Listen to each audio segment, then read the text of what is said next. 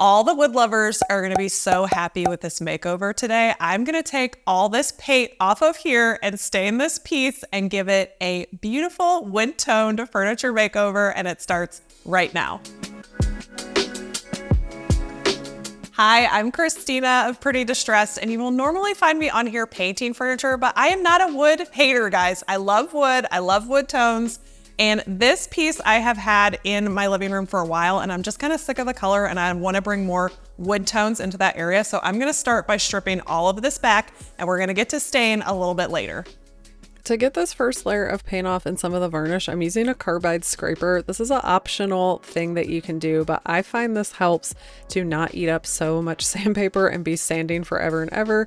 It takes a lot of elbow grease, so this might not be for you, but I like removing this top coat of paint and varnish as much as I can before I go in with my sander.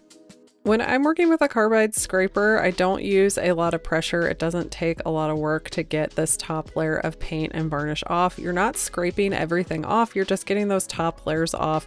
You don't want to gouge the wood here, but I find this works really well on a hardwood like this oak nightstand.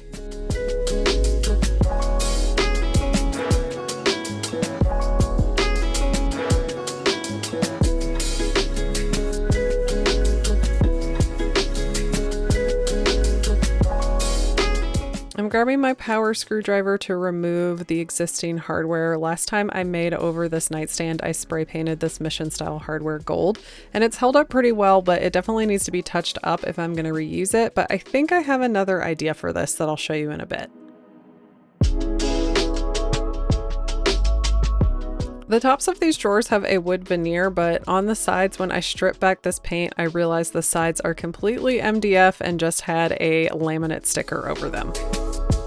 After I got a good amount of the paint and varnish off with this carbide scraper, I'm grabbing my orbital sander and I'm going to start with a 60 grit sandpaper to get the remaining varnish off.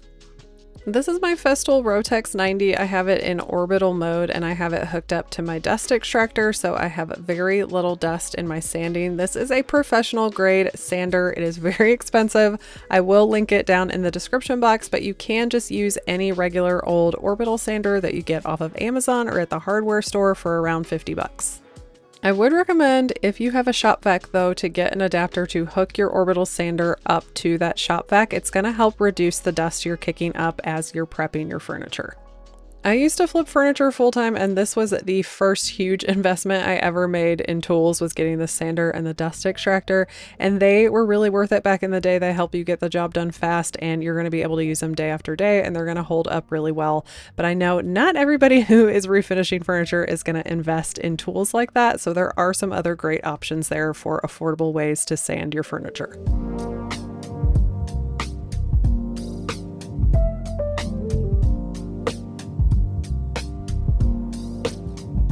Another awesome feature that I really like about this sander is that it comes with a separate attachment to do some detail sanding. So it comes with this triangle head and it helps you get in all the nooks and crannies and corners of furniture.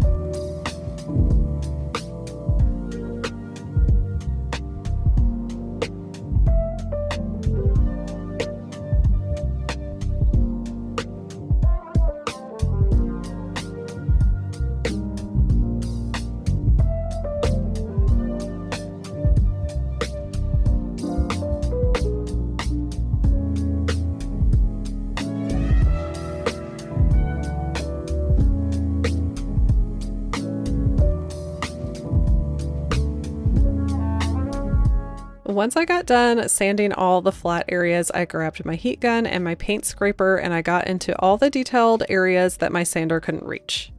You could also tackle these fine detailed areas with some paint stripper and a little wire brush.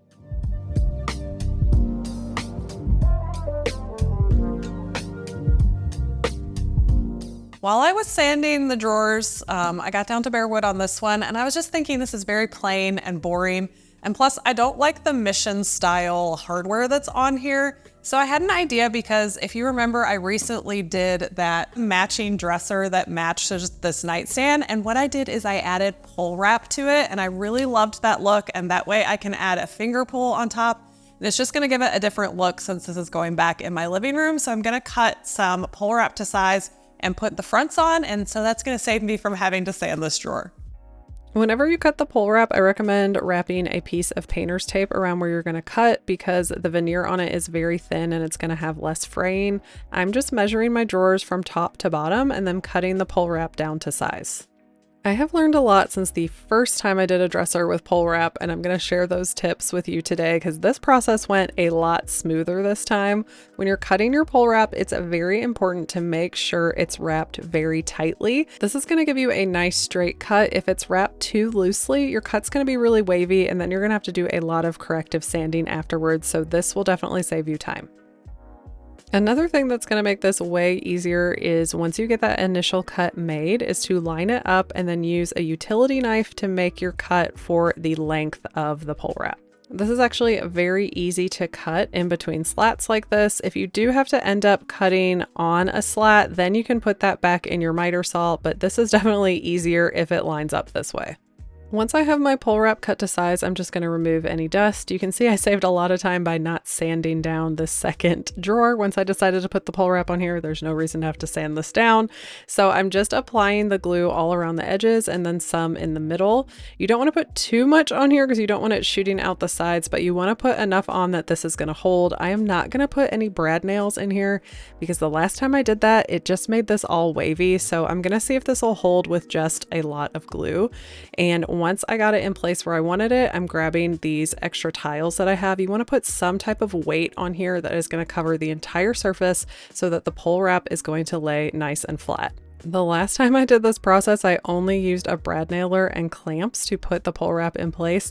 And when I got to the end, there were lots of gaps where it was sticking up from the drawer and it looked terrible and I had to go back and fix it and it took me forever. So definitely start with having a weighted flat surface on your drawers to make them nice and flat with that pole wrap.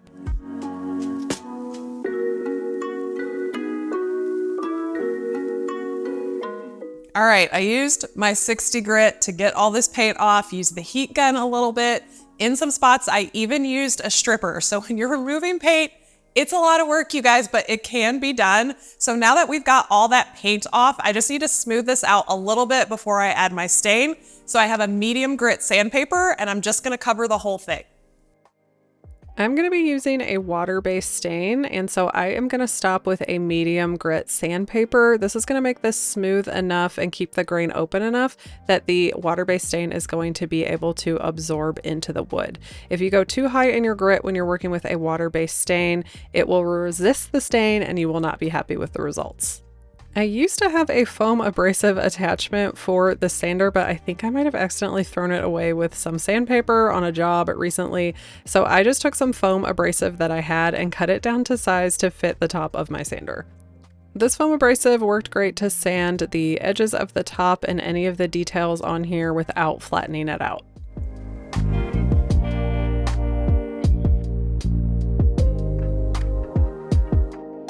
And when you're stripping paint, you can never get away from hand sanding, so I'm using this little hand detailed sander to get into all those little details. The glue on my drawers is dry now, so I just want to make sure this is ready to stain as well. So I'm going to take a fine sanding pad and just give it a light sand to get rid of any of those frays.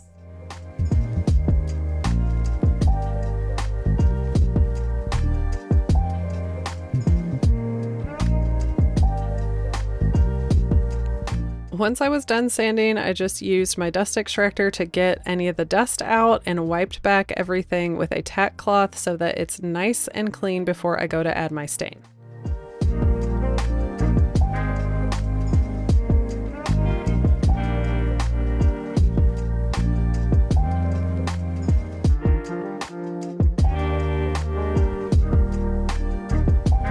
I'm finally ready to stain, and I'm going to be using my favorite water-based stains from Dixie Belle. They're Voodoo gel stains.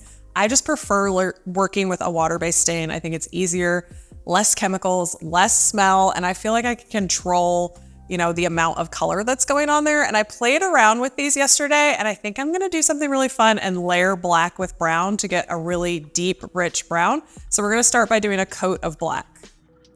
I played around on the sample board and I loved the idea of getting a really deep brown, and it looked cool layering these two colors. So I'm going to take my synthetic mini and apply that first coat of black.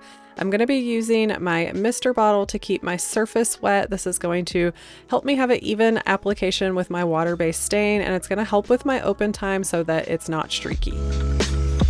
I'm applying this stain with this synthetic brush, but you could also use a staining pad or a cloth to put this on. I am a huge fan of water-based stains because you're working with a product that is going to dry a lot faster than an oil-based. I typically use water-based top coats as well, and if you put those on top of a oil-based stain, you have to wait 72 hours for that stain to dry before you can put that on, and I like to get my projects done fast, so water-based all around just works best for me. This top had some little divots in it that this big brush couldn't get into, so I just grabbed my set of artist's brush and I could get into those little details that that big brush might have missed. Other benefits of working with a water-based stain is that you're going to have really easy cleanup with just soap and water for all your materials. None of your rags are going to be flammable like if you were working with an oil-based product. And there's not going to be that huge chemical odor that you have from working with those oil-based stains too. So you can definitely do oil-based stains here. I am just the type of person that once I used water-based stains, those are the ones that just work best for me. When I apply this, I'm just working in sections, and I always follow the grain. In case you get any brush strokes, they're going to just blend right in with that grain. You can take a cloth and wipe back any excess after you work on a section, after you let it set on for a certain amount of time. The longer you let that set, the deeper that color is going to be. For this one, I just kept it on full strength because it was absorbing pretty good into the wood grain. You could still see that wood grain, and I knew I was going for a deep, rich color, so I really wanted a lot of pigment, a lot of adhesion there, so I didn't wipe back any excess and just let that dry down. But with these stains, you always have that option of taking a dry cloth and wiping back any excess, and it's going to give you a more transparent look. I'm going to be staining the drawers as well. I've grabbed the largest artist brush in my pack, and it's perfect for getting down into each of these slats individually. Another benefit of using this water-based stain is that the color is going to be more consistent if you have different types of wood on your furniture, which is always going to be the case because they use cheaper wood where they can. And in this case, I have a different type of wood on these drawers. Even though they're both oak, they're a different variation. And so having the water-based stain, it gives you a more consistent color as opposed to an oil-based stain.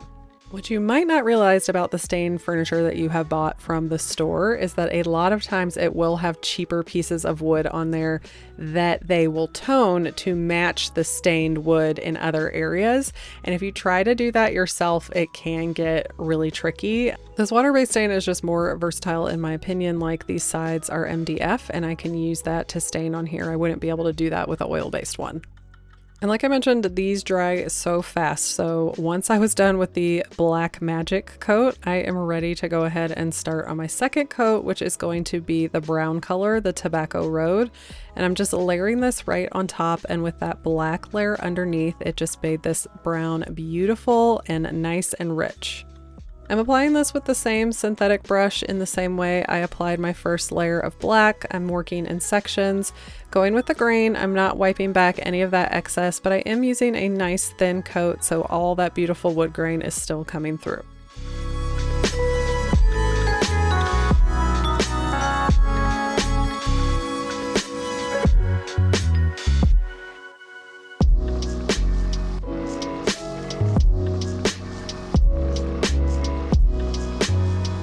I let this dry for about 2 hours, and then I came back in and added some tabs on the top of the drawers since I don't have any holes in there anymore for my hardware. I like to put the drawers in before I start doing top coat just so I can make sure that I hit up all the areas, all the nooks and crannies. And I did find that I needed to finish some of the tops of the slats. I had missed staining some of those, so I took my artist brush and got into those details.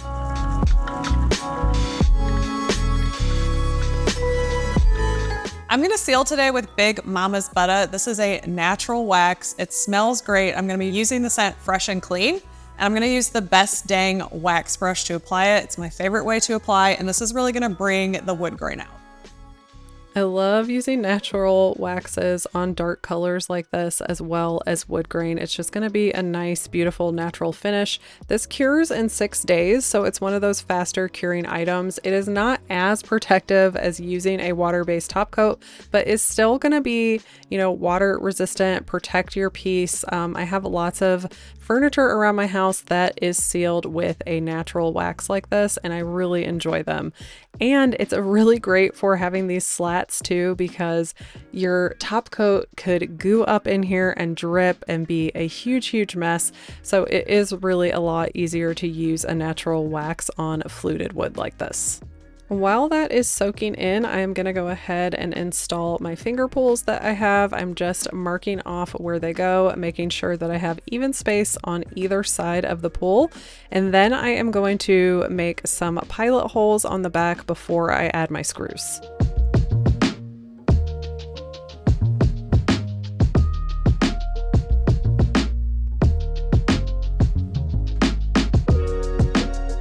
And when you have to drill your hardware in like this, you always want to make sure it is not going to mess up all your work that you've just done. These ones that this came with made me a little bit nervous that they were going to pop the front of my pull wrap off, and I did not want that. So I had a little bit of shorter ones from a previous furniture flip and felt a lot safer going with those. Now for the final touches, I'm going to get all that dust out of here from drilling those new hardware holes, and I'm going to take a old t-shirt that I have cut up and I'm going to wipe back any excess of that wax that might be on top of here to give it a nice finish. Just to remind you, here is the nightstand we started off with, and here it is now.